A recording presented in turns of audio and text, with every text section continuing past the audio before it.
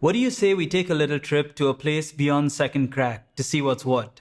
Yep, brace yourselves because we're headed to the dark side.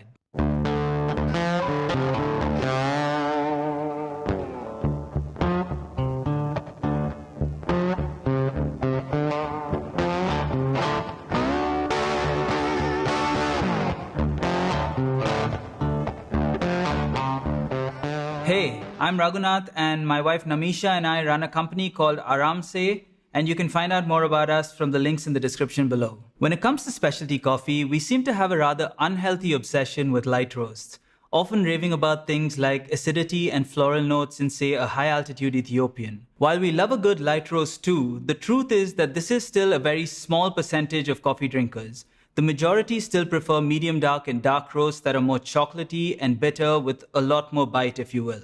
This is precisely why we partnered with Flair to create this video, because there's clearly a lot of you out there who love dark roasted coffee, but not a lot of content created specifically for you. We'll just say this: you should drink it the way you enjoy it. Don't let anyone tell you otherwise, whether that's lightly warm green beans or roasted beyond third crack, or anywhere in between for that matter. Just buy responsibly sourced coffee that's traceable. Ultimately, the fact is, carefully grown, harvested, processed, and freshly roasted coffee, no matter what the roast level within reason, will taste way better than cheap commodity coffee roasted to the same degree. Dark roasts are more forgiving in many ways, namely how easily they give up their soluble material and how much better they are at maintaining puck integrity when pulling shots. That being said, they still present some unique challenges that need to be managed in order to get the best out of them. It's very easy to over-extract a dark roast and get a really bitter and astringent brew. So a lot of what we'll be talking about today is how to avoid this. So let's look at the key variables of espresso and how each should be approached when brewing dark roasts. Actually, hang on a second. So what exactly is a dark roast? Every roaster has a different scale for what they consider light, medium, or dark. So when we talk about dark roasts, we're referring to beans that have at least hit second crack in the roasting process, and anything beyond. A straightforward way to identify this visually is to look for oils on the surface of the beans. This means the beans will look glossy or shiny.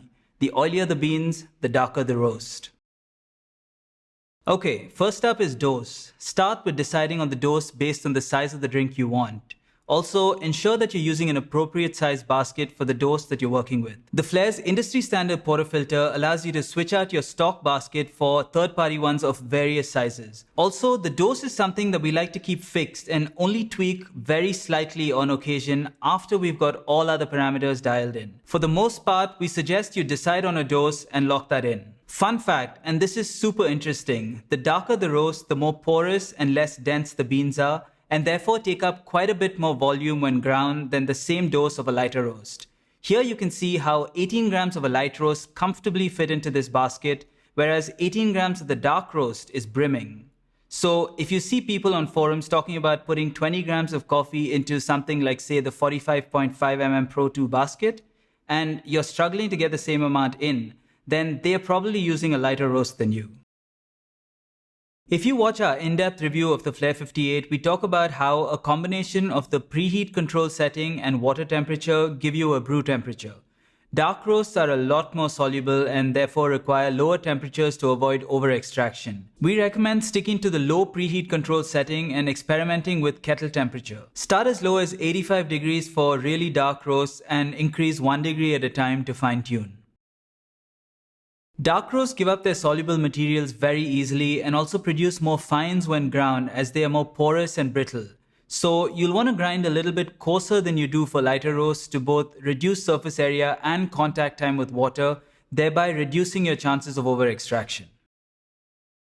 This is basically the ratio of the weight of dry coffee you dose into the basket to the weight of the brewed espresso. This is a fun one as dark roasts allow for much shorter ratios, giving you a textural experience that you just can't enjoy with lighter roasts. During the extraction process, acids are extracted first, followed by sugars, and lastly oils and bitter solids. Now, the longer you roast coffee, the more acids break down, which is why dark roasts have way less acidity than lighter roasts. This is why you're able to pull ratios like 1:1 without it tasting like battery acid. But instead, you get a thick, gooey, intense, and also balanced brew that doesn't have harsh bitterness and astringency. So we suggest starting at around 1:1.75 and working your way down to 1:1 to find the sweet spot, if you will. Dark roast ristrettos are also delicious when paired with dairy, as the intensity really helps the coffee flavor cut through. Having control over pressure means that you can play around to quite literally squeeze the best out of your coffee. Try this side-by-side comparison. Start with the classic Italian 9-bar profile where you quickly ramp up to 9 bars and keep it there for the duration of the shot. Then pull a similar flat profile but keep the pressure a little lower at around 6 bars and see how that affects taste and texture. You'll notice that bitterness is a bit more subdued at lower pressures. Then try a declining profile where you start at 9 bars and slowly ramp down to 6 bars as the puck loses integrity. Let your palate decide what you enjoy. This isn't talked about too often, but is also a variable you have control over. How long past the roast date do you wait before brewing your coffee? Dark roasts are more porous and therefore degas quicker and subsequently stale quicker than medium and light roasts. The window between roasting and brewing is called resting, and we recommend 3 to 7 days for dark roasts, while lighter ones can be 3 to 4 weeks even. Brew too fresh and you'll have spluttering, choking, and uneven extractions. Wait too long and you'll have gushers with barely any crema, and you'll find yourself having to grind much finer to be able to build any pressure. In both cases, you're not going to be experiencing the coffee at its peak. Brew it at the right time and dark roast pulls look stunning, and the fact that they have more built-up CO2 means that you get a more generous layer of crema.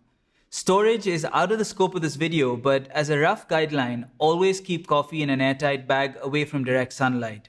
A vacuum container will help slow down oxidation and staling.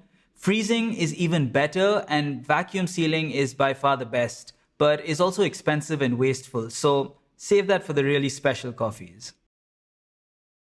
Lastly, I'd like to quickly talk about time. This isn't a variable you have control over, but rather one that's affected by tweaking one or more of the other variables and acts as a reference. For example, a finer grind will increase brew time, whereas a coarser grind that allows for a higher flow rate will decrease it. It's also a useful marker to troubleshoot. If you pull 2 shots back to back with identical parameters, and the second shot takes 5 to 8 seconds longer, then you know that you've either recreated the pressure curve inaccurately or your puck prep was different. This isn't dark roast specific per se, but is a useful metric to track changes made to the other variables. Great, so let's use everything we've learned so far to pull a shot. Today we'll be brewing a dark roast from the talented folks at Blue Tokai Coffee Roasters here in India. At the time of filming this, the coffee is about 4 days off roast, and we're going to be doing an 18 grams in and 27 out in about 22 to 25 seconds. That's a ratio of 1:1.5, which we know works really well for this coffee. As for the pressure profile, we're going to be ramping up to 9 bars and slowly tapering down to 6 bars as the puck degrades.